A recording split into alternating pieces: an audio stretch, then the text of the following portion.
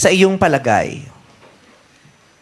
sino ang pinakawalang silbing senador sa Pilipinas?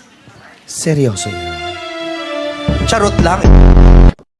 Mapapahamak tayo doon.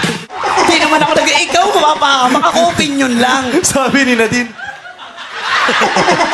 Ready na ako nun. Alam mo, Mapapasara tayo. Ito. Siya po nagtanong. Huwag ka nga, narbasa ko lang eh. Binulong sa akin ito si pangalan nito si... Kero-Keropi. Si Binibining Dengue Kerobia. Juliana Periscoba Segovia pala.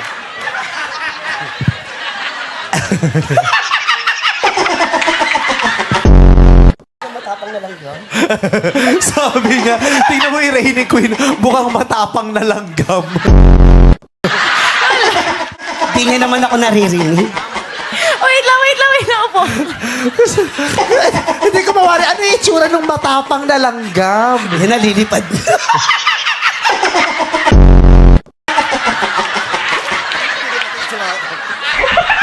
Nakakahalata na siya, hoy. Nakakahalata na. Siya yung Reyna yung nagkanganak.